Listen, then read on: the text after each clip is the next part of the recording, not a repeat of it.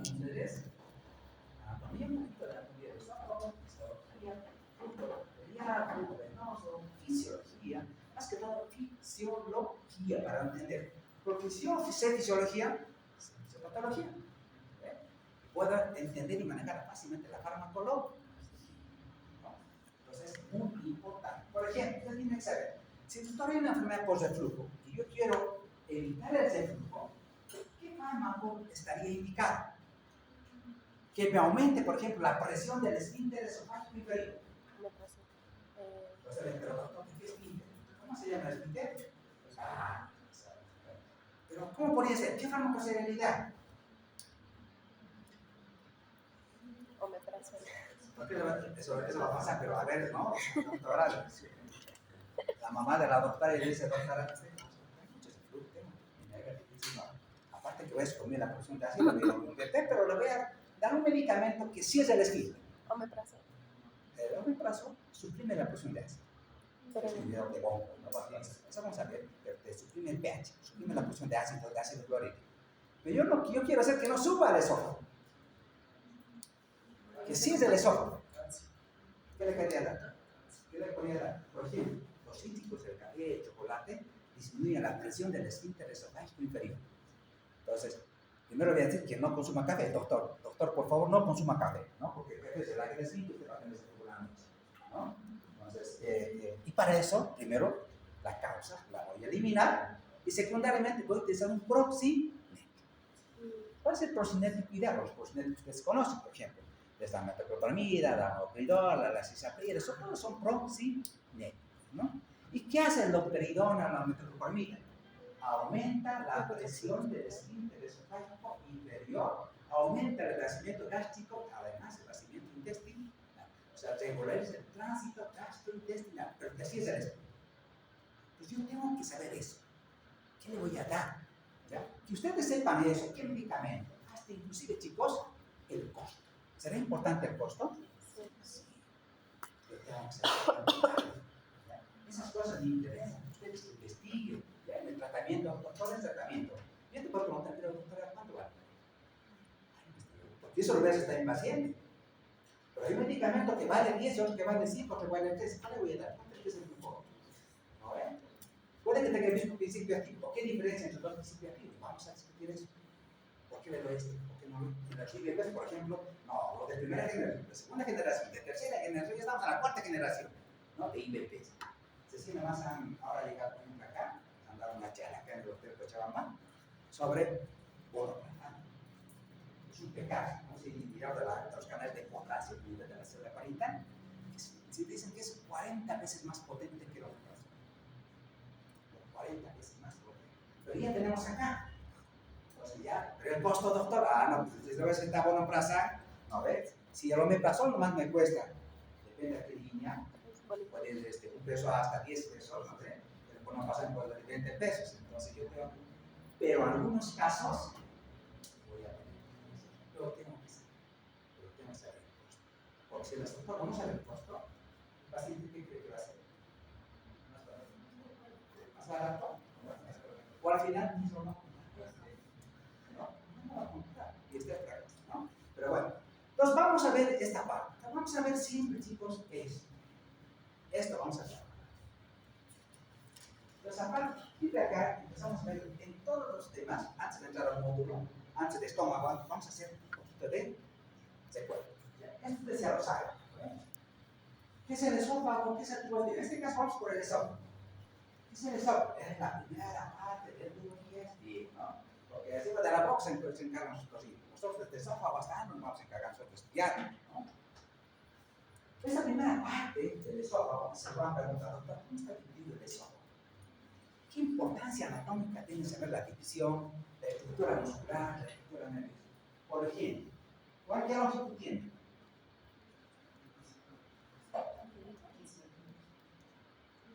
¿Qué? Desde 18 a 25 centímetros. Oye, pero esto es 28 centímetros, es casi una 0,3 centímetros. Y ese tramo, por todo ese tramo tiene que transcurrir el bolo alimento. Es largo. O sea, no es cortito, no es 10 centímetros. Entonces, ya acabé que tienes que 10. Pero bueno, nomás más importante es que este esófago, ya de 15 a 25 centímetros, y de ancho, doctor, ¿cuánto es? Vamos a ver, 3 centímetros. Porque, por ejemplo, yo le digo, pero doctora, la calasia, no, secundaria de Chagas, hace que el esófago tenga mega E. Y le pregunto, ¿cuál es su diámetro normal, doctora? Mayor a 3 centímetros, ya no empieza, mientras grande. Entonces, hoy vamos a ver esos detalles anatómicos. ¿Cuánto es el diámetro? ¿Ya? Transversal, muy amplio, transversal, centímetros. ¿Y cuánto es la longitud? 25 centímetros. Perfecto. Eso es un detalle que me tiene que servir en la práctica para ver aumentos de diámetro. ¿Ya? Ahora, lo hemos dividido en todo este esófago en 3 partes. ¿No? Vamos a ver. Hay un esófago cervical, un esófago torácico y un esófago intraabdominal. ¿Qué diferencias hay en cuanto a la musculatura? Esto siempre se va a preguntar en el examen. El tercio superior del esófago es músculo estriado. Por lo tanto, es bueno, usted lo puede controlar. ¿Ya? Vamos a ver que muchos de los trastornos que tienen que ver con la devolución y la disfagia tienen que ver con este tipo. Con la, si hay una integridad, por ejemplo, de la función motora y nerviosa, no hay trastorno de la devolución. Pero si existe alteración o enfermedades musculares o nerviosas, el paciente no va a poder deglutir, ¿no? Porque la deglución tiene que ver con todo esto, porque en la boca y esta parte, de hecho, todos son músculos estricados, todos son voluntarios, todo depende de la deglución. Tiene más de 20 músculos, ¿no? Si la lengua no tiene 8 músculos, imagínense, pero todos son músculos estricados, son voluntarios. En cambio, ¿qué pasa con el tercio más, tercio medio y tercio distal? Es liso. Por lo tanto, es involuntario. Es su función, es autónomo, funciona solo. Funciona solo. ¿Ya? ¿Esto es importante? Sí, sí. ¿Por qué? Por ejemplo, ¿qué pasa con el Chagas? ¿Por qué el Chagas ocasiona acalasia megasófago? ¿Por qué el Chagas, por ejemplo, ocasiona dolicocolon, hace que el paciente tenga esas complicaciones del bulbo y todo lo demás? ¿Por qué? Porque hay una degeneración nerviosa. O sea, ¿quién controla la motilidad? ¿Qué plexo está ahí? Plexo nervioso. Él se encarga de la motilidad. Y en estas enfermedades hay una denervación, una alteración de esta inervación. Por tanto, ¿qué pasa con este esófago? Pierde la motilidad cada vez. El colon crece, el esófago se crece y se hace disfuncional. Y cuando crece tanto, se vuelve. Entonces, esta es la importancia de la inervación de la musculatura. ¿Esto será importante o no? Sí. Muy importante. Hay una pregunta siempre, ¿no? En relación a la estructura histológica del tubo digestivo, ¿qué diferencias hay? Existen. Por ejemplo, toda la mucosa del tubo digestivo, siempre digo pregunta de examen, de las residencias y todo, ¿no? Tiene un epitelio. El epitelio es epitelio cilíndrico simple. Pero hay una parte del tubo digestivo que el epitelio solo. ¿Qué parte de eso tiene otro epitelio? Todo tiene epitelio cilíndrico simple, excepto el eso. Es el epitelio plano, cada uno. Esa es la diferencia en cuanto al epitelio. El epitelio es el epitelio plano, estratificado, no queratinizado. El resto del tubo digestivo es epitelio cilíndrico. Primera diferencia. Nosotros vamos a ver en esto. ¿Qué otra diferencia hay en la parte de la estructura, por ejemplo, muscular?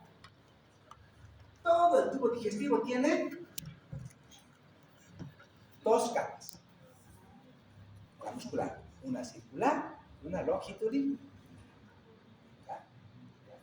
Ahora, excepto una parte del tubo digestivo. ¿Cuál es, doctor? Que tiene 3 capas. ¿Qué parte del tubo digestivo tiene 3 capas? El esófago.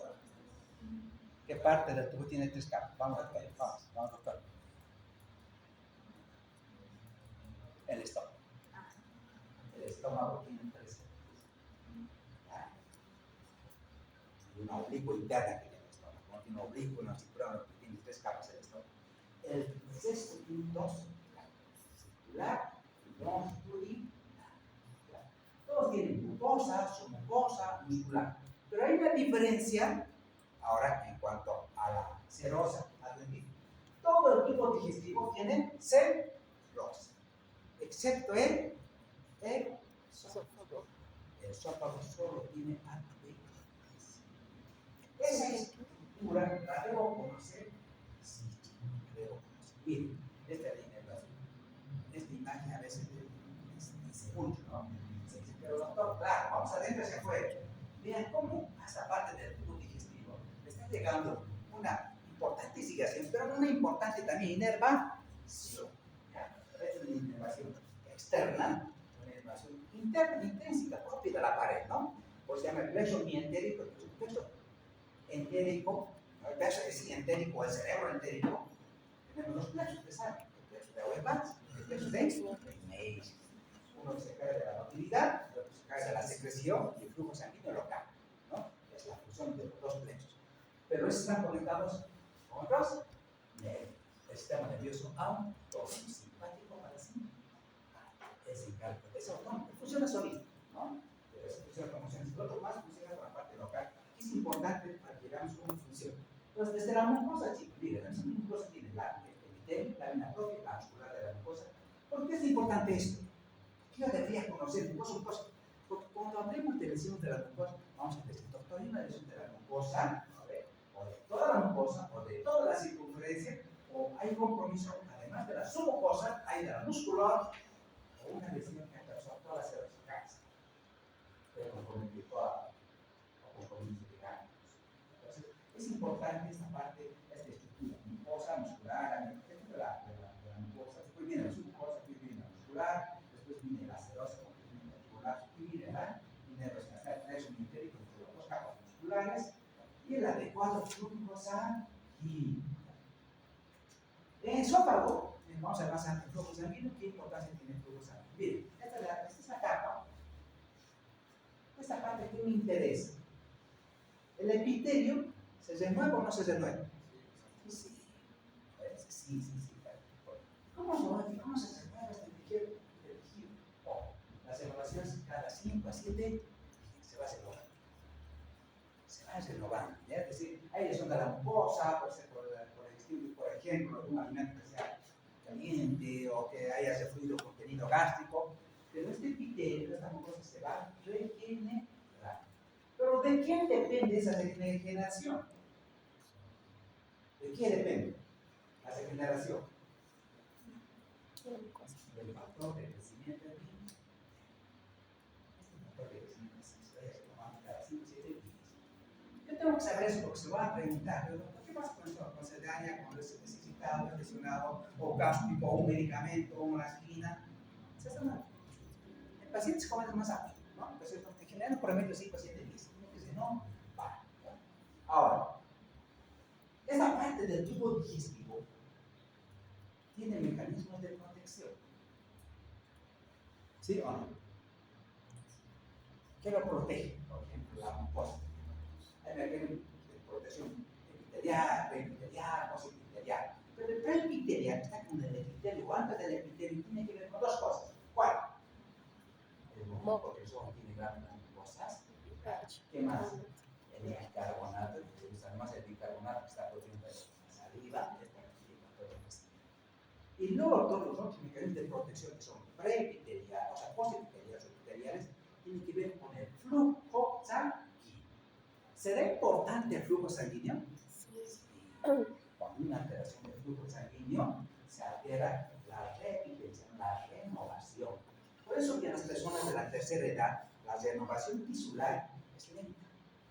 En los jóvenes es rápido. qué depende? Del flujo, ¿no? ¿Qué pasa con los adultos?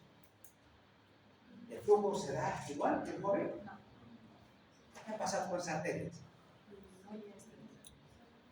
Pierde su calibre. O sea, que va a dejar la ateroma, por lo tanto, la perfusión, el intercambio de CO2 entre la célula y el vaso, entonces se utiliza muy bien, ¿no?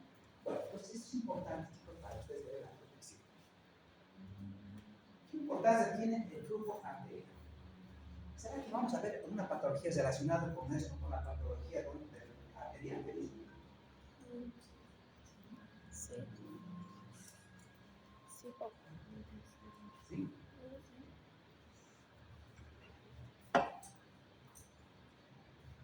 El esófago está muy bien ligado. La parte cervical, la parte torácica, la parte cervical puede estar la arteria tiroidea. Y en la parte, por ejemplo, torácica, ahorita estamos en de la aorta, ¿no? La arteria izquierda, la superior inferior, la derecha, la vejiga y en la parte inferior, vejiga principalmente puertas armas que nacen de la arteria gástrica izquierda. Por ejemplo, la arteria gástrica izquierda es una rama principal de qué tronco. Exacto. Muy bien. ¿El tronco celíaco cuántas partes tiene? La arteria gástrica. Ya. La arteria gástrica, la arteria hepática, la arteria esplénica. Estas tres ramas de spray, ¿ya? Esta ramita, la gástrica izquierda, la básica, en cuanto al flujo venenoso, no vamos a ver patologías relacionadas con esto, no como el intestino, ¿no? Los infartos de mesenterio, no hay mucho, porque está muy bien profundido. Entonces, patología vascular no la vamos a ver en esto. ¿Ya? Pero esto sí, ¿ya? Por ejemplo, ¿cómo es el flujo venoso? ¿Para qué me interesará en la práctica saber eso del flujo venoso? Más que todo en la parte abdominal, ya no tanto en el pecho, pero si bien todos van a drenar en la vena cava superior, ¿no? Las venas así los enésticos. Esta parte me interesa. ¿Por qué tiene importancia el flujo venoso del tercio inferior? ¿Dónde va a ir? ¿Dónde va a drenar estas venas? ¿Dónde creen que drena?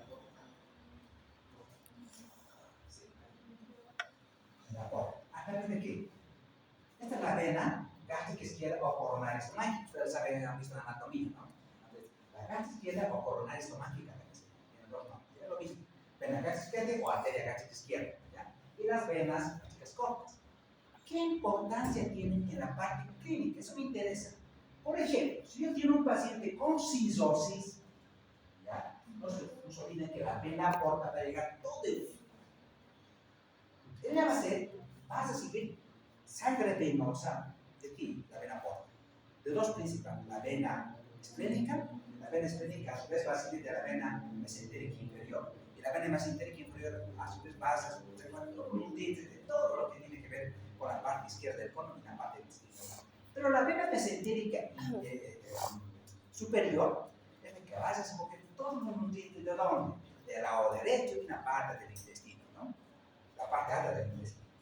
Toda esa sangre venosa que entiendes, principalmente de la vena, esta vena mesentérica superior y esta de la vena esplénica, estas son los dos afluentes principales de la vena porta.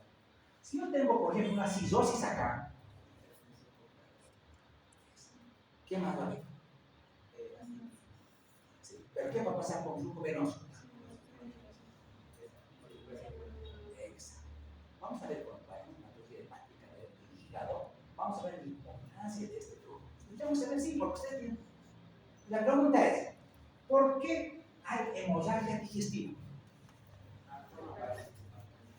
¿Y por qué se forman varios espasmos? ¿Y qué pasa con estas venas? Pues, porque al haber una cistosis hay un obstáculo al flujo venoso normal. Entonces, como hay un obstáculo, porque hay cistosis, hay tercer tipo de funcional, eso ocasiona hipertensión portal, y esa hipertensión portal, es decir, la sangre como no puede fluir normalmente, ¿qué va a hacer? Va a ir a sobrecargar a todos sus afluentes. toda la sangre que venía y drenaba ahí, ahora va a sobrecargar. Y al sobrecargar, ¿qué va a pasar? El vaso se va a caer. Estas venas, que normalmente estaban así delgaditas, se van a ingurgitar, van a crecer, se van a hacer varas. De tal manera, estas venas, eso va a hipertensión, y las gástricas se van a transformar en varices. Varices que son la. Y esas son las que sufren ruptura. Cuando aumenta la presión de la aorta, más hidrosis, más hipertensión, esta sería. Entonces yo tengo que saber cómo es la estructura normal venosa del tercio inferior y del estómago. Entonces eso es importante en la clínica. Sí, chicos, es muy importante. Pero lo vamos a ver con más profundidad cuando hablamos de sillón, no se preocupe. Pero acá tiene que ver eso con eso. La inervación. Todo el tubo digestivo tiene doble inervación autónoma, ¿lo ven? ¿Cómo está? Simpático, parasimpático, ¿no? ¿Qué hace simpático? ¿Qué hace parasimpático?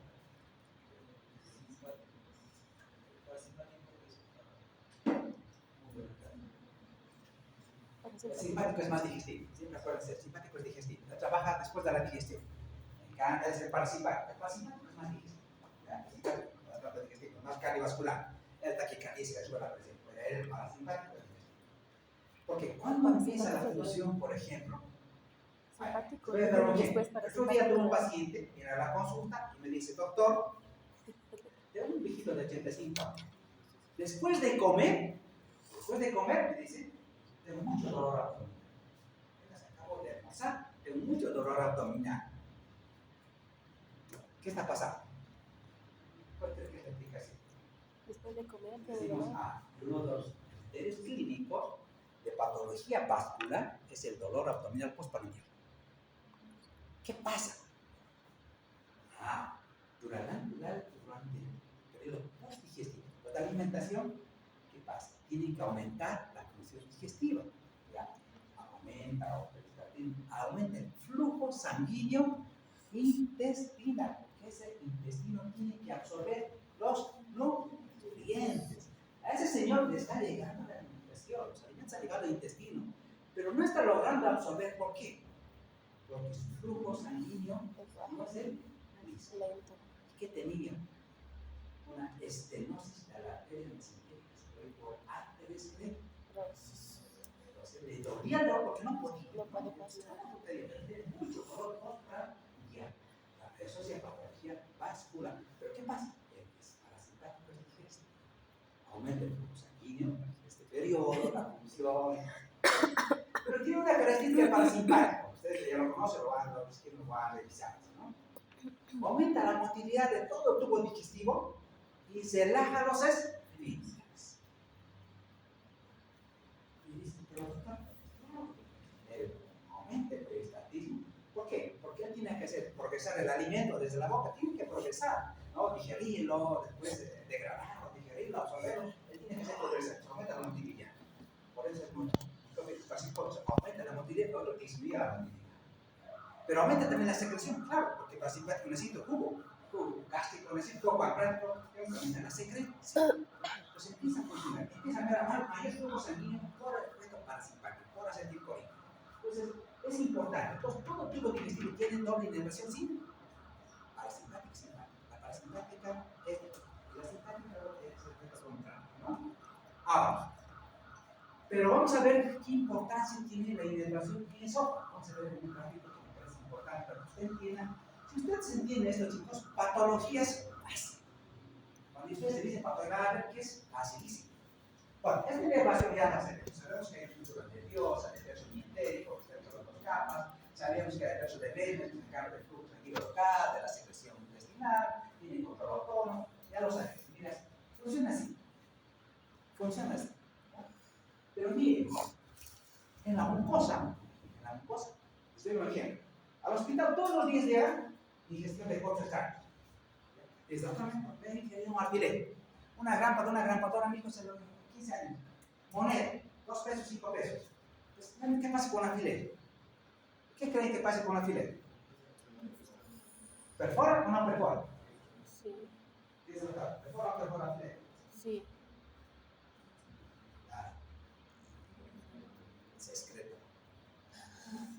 no lo compone. Solo se hace seguimiento. Pero ustedes tienen, pero ¿por qué, doctor? ¿Cómo hacen? Si el organismo es tan sabio, ¿no? Miren, nosotros en la mucosa tenemos el epitelio de la mucosa. En el epitelio, ¿qué tenemos? Mecanocitones. ¿Ya? Tenemos neuronas sensitivas. Y si estas neuronas sensitivas es como ante un cuerpo extraño, es decir, el organismo lo reconoce como algo extraño, pero como algo dañino. ¿Y qué haría, por ejemplo, al doctor si yo le pincho con una aguja?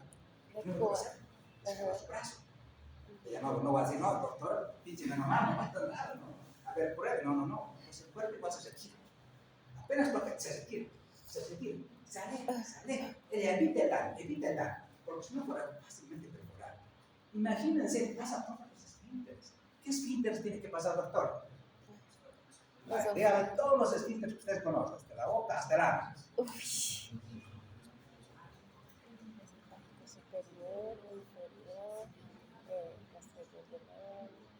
Vamos, así, esófago. Ya, el esfínter esofágico superior va al esfínter esofágico inferior. Vamos abajo, vamos doctor. El gastroduodenal, el gastroduodenal. El esfínter pilórico. El pilórico. Vamos bajando, doctor, vamos. La sección vídeo pancreático, el esfínter de Oli. Vamos bajando. De Oddi, sí. Claro, el esfínter de Oli. Sí. El esfínter de Oli. Vamos bajando a la parte del esfínter del grueso. Ahora dice, no se fije, pero parte de ese esfínter. Después el esfínter interno anal. Entonces, todos esos esfínteres tienen que atravesar. Miren, por eso digo, es una ventaja del parasimpático, aumenta el estresismo y relaja los esfínteres. ¿Y cómo lo hace? La pregunta es cómo lo hace. Para eso son sus conocimientos de fisiología. Cuando ustedes revisen un tema, ahora que viendo el tema, lo primero tienen que hacer. Tienen que entender. No quiero de memoria. No quiero que vengan a leer. No. Ustedes no tienen que mirar a leer de los compañeros. Ustedes lo tienen que entender. Doctor, funciona de esta manera. Miren, si ustedes resulta que después de alguna cosa tenemos neuronas sensitivas. ¿Qué pasa con las neuronas sensitivas? Tenemos una neurona sensitiva y neurona motor. La neurona sensitiva percibe esa lesión, ese daño, que hace. Manda información a dónde? Hacia el plexo mientérico. Supongamos que hay un cuerpo extraño. Y el plexo mientérico dice, señores, intestino tenemos que movernos, ¿no? Envíes una respuesta motor a ese mismo intestino. Peristaltismo. Tiene que ver peristaltismo. El peristaltismo funciona así. Con los cuerpos extraños, con el polo. Entonces, y el principal mecanismo es la distensión. Lo distiende, se activa este mecanismo, este circuito nervioso a ese nivel y logra expulsar el cuerpo de eso. Claro. Logra progresar todo el polo alimenticio, el polo progresar. Pero se activa este sistema, este circuito intrínseco propio de la pared, que tiene que ver con estas interconexiones, con las neuronas sensitivas, neosensitivas, las interneuronas, la neurona motora. Eso va a funcionar. Este es el control nervioso propio de todo tipo de digestivos, ¿no? Tiene que ver con fluir este flujo. Esta foto también es muy bonita, esta foto, esta presentación, bueno, flujo del drenaje linfático. ¿Qué les parece ver el drenaje linfático? Miren, ¿por qué me interesa saber eso? ¿Qué tendré que saber el drenaje linfático? Por la linfa, por el líquido, por la linfa. Porque hay patología neoplásica que compromete el drenaje linfático. Vamos a hacer, doctora, una linfadenectomía. Voy a retirar de la parte del esófago, pero lo voy a retirar de los ganglios. Entonces, estos ganglios, los primeros, muchas veces, una vez que atraviesa la pared, la lesión, el cáncer, hacen que están saltando linfáticos. Por suerte, la lesión está solamente ahí y no ha hecho 100 grados de tejido, ¿no? Entonces, pero este flujo, miren, este flujo venoso que tiene que ver desde la mucosa, pasa toda la pared, va hasta el drenaje linfático y va hasta el conducto torácico. Todo es drenaje linfático. En los cánceres de esófago, por ejemplo, tienen mal pronóstico. ¿Por qué tienen mal pronóstico? Porque tienen un rico flujo linfático. Un flujo anterógrado, retrógrado, toda la mucosa, esto es un flujo transversal. otro, porque no tienen C, solo tienen AB. Entonces, fácilmente los hacen habitables, locales, regionales y a distancia. Entonces, tienen un flujo exquisito. No vienen con toda la pared, se las cosas, es todo, hasta la denticia y va al conducto torácico. Pero esta parte es un poquito de anatomía, ¿no? Pero la fisiología es importante. Acá es donde yo necesito que revisen siempre, no por esta clase, cuando ustedes tengan que exponer cualquier tema, ya sea de neurología, de neuro, lo que sea, les recomiendo que vayan a la fisiología. Vayan a la fisiología. Vayan a la fisiología. Y se va a aducir, porque la cosa se entiende. Miren, ¿cuál es la función del esófago? Porque yo voy a hablar ahora de patología del esófago. Quiero saber cómo funciona el esófago. ¿Qué funciones tiene primera parte del tubo digestivo? Primero que tiene que atravesar el tiempo, ¿no? Puede pasar. Pero ¿cuál es la función principal? Transportar el bolo desde la boca del estómago y otro, evitar la salida. Dos funciones. Por eso vamos a ver trastornos que tienen que ver con esa función. O sea, que el esófago no logre progresar el bolo desde la boca hasta el esófago, o por el otro lado, que este esfínter sea tan incompetente que ocasione de. Entonces, la función normal es transportar el bolo alimenticio y la otra es evitar ese flujo de gastroesofágico. Y además una función que me parece muy importante. En ustedes a veces dicen una sola función, y en otros dicen las dos funciones, ¿ya? Pero hay una función que me parece muy importante, que es revisado e investigado, es el clearance esofágico. El clearance esofágico. ¿Qué significa el clearance esofágico? O el aclaramiento esofágico. O sea, tuviera tres funciones, ¿no? Estará anotado porque es un mapa conceptual la próxima semana, ¿no? Tiene tres funciones, ¿no? Transportar el bolo, evitar el flujo y el aclaramiento esofágico. Y lo van a comprender con este gráfico. Y vamos a trabajar en sus presentaciones más gráficos. No leemos, van a aprender a hacer presentaciones, que no estén cargadas por letras para que ustedes lean, ¿no? Por ejemplo, ¿en qué consiste el clearance o aclaramiento esofágico? Puede suceder de dos maneras, puede suceder de dos eventos distintos. Por ejemplo, lo que yo voy a deglutir, ¿qué es normalmente lo que degluto? ¿Qué es lo deglutir? ¿Qué es lo que haría deglutir? Saliva. Para yo normalmente, durante todo ese deglutir, no se utiliza por día, yo produzco 1000 ml de saliva. ¿Ya? 1000 ml, ¿no? Estoy deglutiendo involuntariamente, conscientemente, no estoy deglutiendo. Para deglutir la saliva, y eso pasa en menos tiempo, porque es líquido, ¿no? Y si me doy cuenta, segundos, ¿qué peristaltismo hace que esa saliva progrese? ¿El primario, el secundario o el terciario? Primario. Sobre el primario. No necesita de secundario. Pero ¿qué pasa? Que el alimento ahora es sólido. Ahora es sólido, de tal manera ahora necesito ya el primario, muchas veces es suficiente. Entonces, ¿quién me ayuda a hacer progresar ese bolo?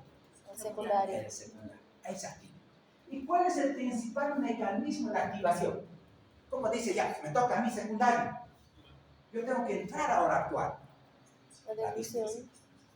El bolo llega, o distiende la mucosa, miren, ¿cómo percibía? No solo tiene que la mucosa hay mecanos receptores, se llaman receptores de distensión, de presión.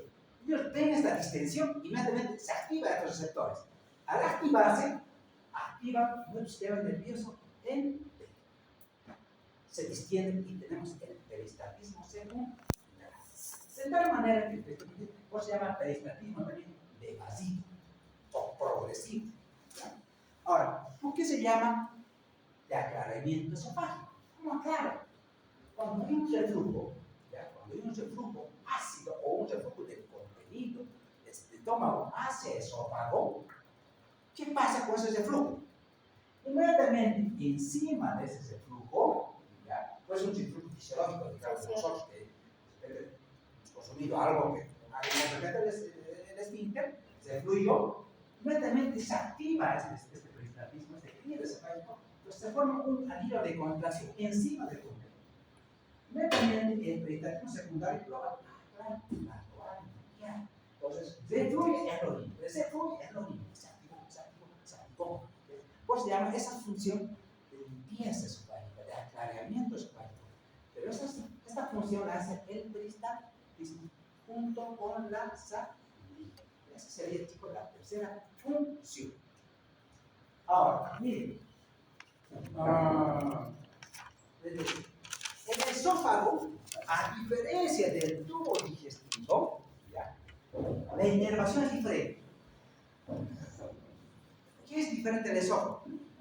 Los 2/3 inferiores del esófago tienen inervación principalmente parasital. Miren qué ocurre a nivel del esfínter esofágico inferior.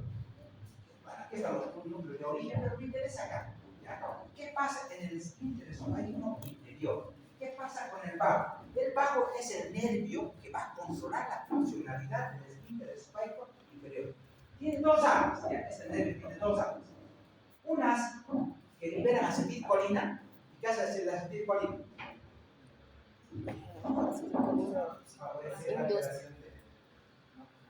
La acetilcolina es induce la contracción. La contracción. Pero tiene otra ramita, tiene dos ramas, ¿ya? La otra rama va a contraer. ¿Por qué? Porque libera óxido nítrico. El óxido nítrico siempre se da, así como vasodilata el agua. Además libera una hormona que es efecto intestinal vasodilatativo. Libera dos. Relaja y contrae. Relaja y contrae. ¿Por qué es importante esto? Porque cuando hablemos de acalasia, esta inervación es importante. Dice, hay un compromiso nitrinérgico y hay un compromiso colinérgico. ¿De qué está hablando?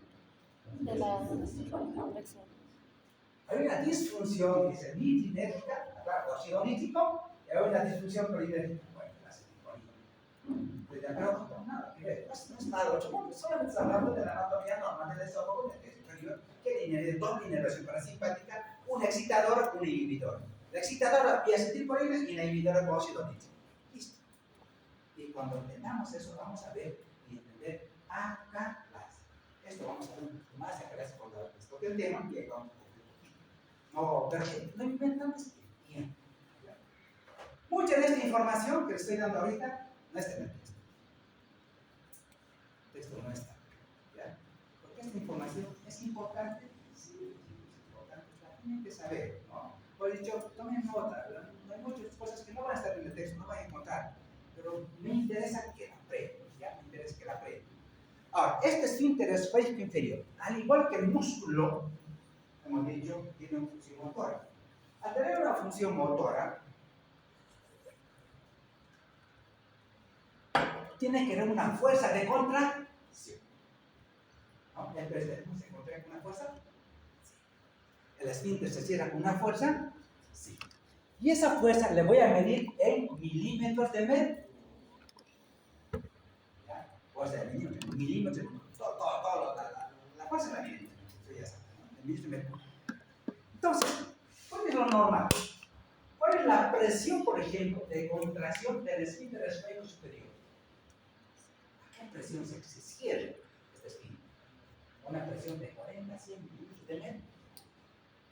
¿A qué presión se cierra el esfínter esofágico inferior? Una presión de 10 a 30 milímetros de mercurio. Pero usted dirá, pero este doctor me está hablando de ya no sé qué, parece que está profundizando mucho. Cuando el doctor se dice fisiopatología de la energía, le va a decir, una de las causas del esfínter esofágico es hipotensivo. Si es hipotensivo, entonces ¿por debajo de cuánto? De 10. Inferior de 10. Si es lo normal, pero si no sé, solo voy a memorizar. Y me voy a olvidar. De eso se trata. Ustedes empiezan a tener estos conceptos. La presión tiene que haber una fuerza de cierre que evite ese flujo.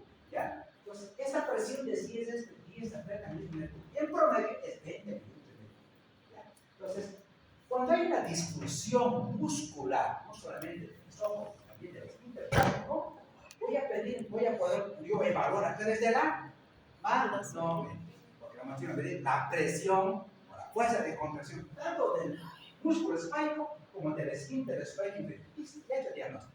Esto no va a tener diagnóstico. Pero si es un esófago hipotensivo, ¿ya? ¿Y hace cuándo es hipotensivo? Por debajo de 15. Entonces, mire cómo se contrae, ¿no? Vamos a ver algo de anatomía. Bueno, y aquí viene la semiología, ¿no? El esófago. Vamos a ver cuando ver también. ¿Será lo mismo adenofagia que disfagia? ¿Qué dice el doctor? ¿Qué es adenofagia? Eso. Pero yo no tengo ese. No me interesa solamente el mismo. O sea, sí, dolor. No, sí. No me Dolor a deglutir. Pero ¿qué implica eso? ¿Qué implica en el esófago? ¿Qué está pasando en el esófago? Yo tengo que llegar ahí. Sí, el concepto lo sé. Odi dolor, odinofagia dolor. Dolor durante la deglución. ¿Qué implica? Lesión de la mucosa. Lesión de la mucosa, reflujo. Puede ser una faringitis, un daño, rojo gástrico, digesta. No se olviden, por ejemplo, hay una faringitis que tenemos. Es una odinofagia, pero que apenas dolor, ¿no? Con mucho dolor. Entonces, ¿qué dice el doctor? ¿Tienes tu faringitis? ¿Qué le va a dar la doctora? ¿Qué medicamento le da a tu paciente? Nada, ¿qué pasaba? Nada, ¿qué le da? Ah, está con odinofagia. Ibuprofeno. Paracetamol en la clara. No se olvide. Pero ese es el razonamiento. Yo no lo estoy diciendo dolor y fiebre. Si te digo dolor, fiebre, escalofríos, da la antibióticos. Pero si te digo dolor, ahí está la clave de los exámenes. Así se basan los exámenes. No, chicos, no, conmigo no es falso verdadero. ¿Ya? Conmigo es razonamiento. Ahí necesito usted abrir solo. ¿Ya? Es razonamiento. Entonces, si es dolor, fiebre, no. Tengo que yo analizar razones. Nada de memoria. Entonces, odinofagia me dice lesión de la mucosa. Pues tengo que ver qué causa de lesión de la mucosa. No, pues, ¿no? En muchos casos, estamos anestésicos, ¿no? Le voy en el helidol. El helidol, después tiene el lidocaína, entonces lo voy a anestesiar y el paciente chocha, ¿no? Pero la base es inflamación, ¿no? Puede estar mal, pero le tengo aire, ahí no hay problema. Es directo para pasar, ¿no? No es interesante. ¿Qué es pirosis? Pirosis es acidez, pero en un cierto punto. Así lo percibo, ¿no? Tengo que hacer, chicos, la definición sí la debo hacer. Pero tengo que hacer química.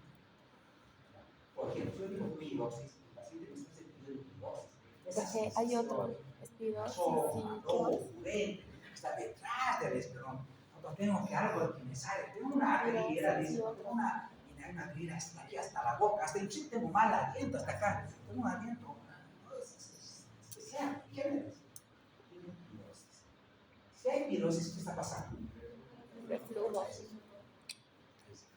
importante, discusión de la espina.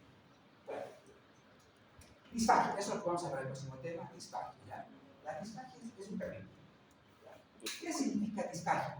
Dificultad para deglutir. Aquí es dificultad. No me puedo confundir con otro, ¿no? Con eso. No, es dificultad. Si es dificultad, la pregunta es, ¿qué está haciendo que el paciente tenga dificultad en poder progresar el movimiento? Ahí vamos a ver, es esofágico, ¿no ve? Es, por ejemplo, la disfagia es para sólidos, es para líquidos. ¿Cuál es más grande? O mixtos. Líquidos. Si la disfagia, la dificultad es para líquidos, ¿por qué no pasa? Ahí no pasa nada. Solamente sólidos, todavía está en progreso. Entonces, vamos a ver, ¿no? Dolor torácico. Por ejemplo, hay una patología que siempre le preguntan a las heces, le dicen, doctor, el primer diagnóstico diferencial, ¿no? Para una isquemia, una cardiopatía isquémica, ¿qué diagnóstico diferencial? ¿Qué trastorno motor? Tiene que ser el primer diagnóstico diferencial de una cardiopatía isquémica. Al revés también, ¿no? ¿Cómo? ¿Qué trastorno motor es el primer diagnóstico diferencial de una cardiopatía isquémica? El dolor. El espasmo esofágico, ¿sí? El espasmo esofágico. Vamos a ver, ese es el principal diagnóstico de todos los trastornos motores. Este es el principal diagnóstico de un paciente varón, con un factor de riesgo que ustedes tendrían que tomar en. Y siempre se os preguntan en todas las piezas, todos los exámenes, ¿no? Cuando hacen certificación, eso es importante. Si el paciente 10 de peso, te vamos a hacer, ¿no?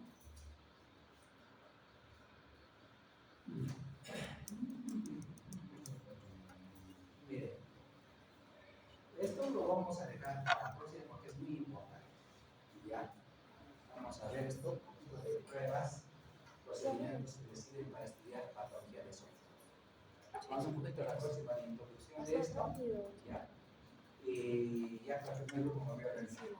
Y puedes poner X esto, puedes poner, no hay problema. ¿Ya? Y me dice, organícense en grupo, me dan la lista para no dejarlo a medias, chicos, esto. ¿Cómo es?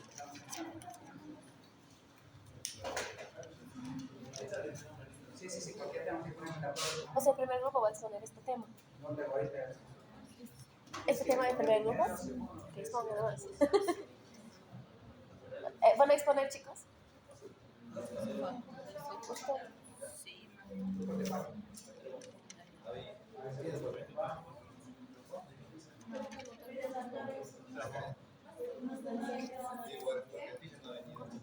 Córtame el número, te voy a pasar. Ya, doctora.